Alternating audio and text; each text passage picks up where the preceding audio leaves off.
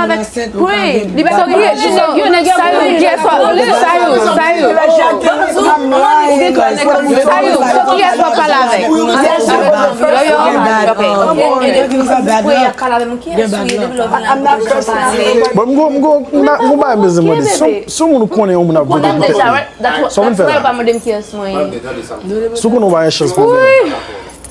Vous n'avez pas une chance pour gagner ou qu'on est comme ça. Mais parce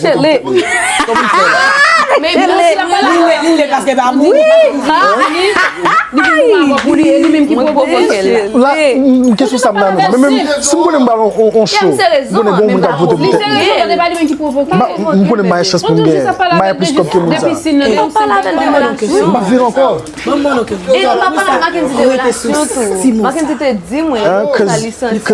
non, cause moi, il pas un mauvais mot. Mais les gens prennent pour l'utiliser, pour le problème à volant, et tout le monde a dit qu'il n'y a pas de danger. La moto, ça pour toi qui n'est pas moi qui problème est vrai. Et je suis il pas moi qui problème est vrai. Vous vous en souvenez? C'est pas moi qui problème non. Ça me besoin prouver. I agree. Now you understand me? I agree. Thank you. Thank you. And that was my point. That was the point I was trying to make. When I came to talk to you? Yes. Pourquoi dire ça? No, because you're being No, emotional. I came as a peace. Don't tell me shut the fuck up, woman.